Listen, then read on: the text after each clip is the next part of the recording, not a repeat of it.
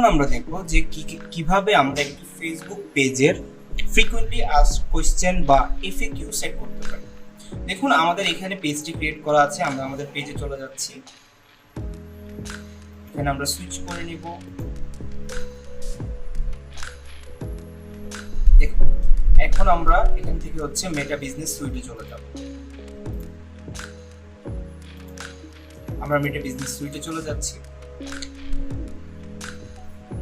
মেটা business suite থেকে আমরা ইনবক্সে চলে যাব।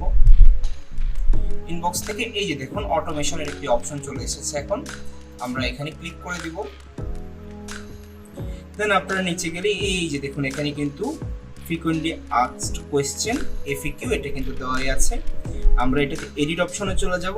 এখান থেকে হচ্ছে আমরা একটা একটা করে এখন কোয়েশ্চেন এন্ড অ্যান্সার সিলেক্ট করব। দেখুন এখানে প্রথমে একটা ডিফল্ট কোয়েশ্চেন অ্যান্সার সিলেক্ট করা থাকে, এটা আমরা রাখতে পারি বা এটা আমরা ডিলিট করে দিতে পারি। দেন হচ্ছে আমরা এডিটে চলে যাই, এখানে আমি আরেকটা কোয়েশ্চেন দিয়েছি। দেন হচ্ছে আমরা এখানে নিজেরাই অ্যান্সার দিব, এখানে নিজেরাই আপনারা অ্যান্সার দিবেন।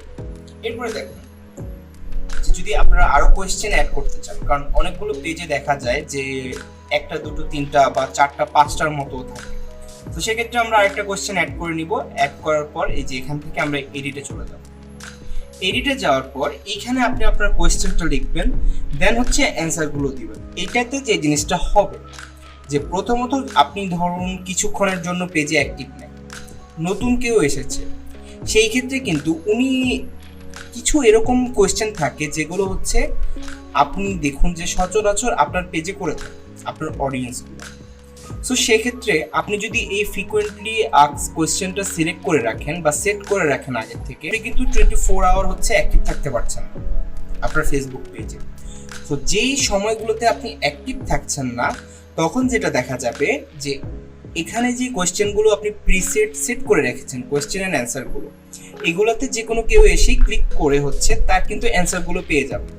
যেমন আপনার হচ্ছে ধরুন টি শার্টের বিজনেস, সো এক্ষেত্রে দেখা যায় যে কেউ আপনার অ্যাড দেখে এসেছে বা হচ্ছে ধরুন যে অর্গানিক পোস্ট দেখে এসেছে, সে কিন্তু এসে হচ্ছে আপনার টি শার্টের ছবিগুলো দেখতে চাবে বা হচ্ছে টি শার্টের প্রাইজিং জিজ্ঞাসা করবে বা আপনার আউটলেটটা কোথায় এটা জিজ্ঞাসা করবে সব থেকে বেশি।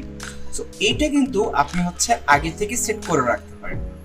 এক্ষেত্রে যে জিনিসটা হবে যে আপনি জাস্ট এটা সেভ করে রাখবেন, সেভ করে এখানে জাস্ট সেভ চেঞ্জেসে চলে যাবেন। এক্ষেত্রে যে জিনিসটা হবে দেখুন যে কোনো কেউই কিন্তু এসে এখান থেকে অ্যান্সারগুলো পেয়ে যাবে। তারপরে দেখেন এখানে ইনস্ট্যান্ট রিপ্লাই আছে, আপনি এটাও ট্রাই করতে পারেন ইনস্ট্যান্ট রিপ্লাইয়ের ক্ষেত্রে।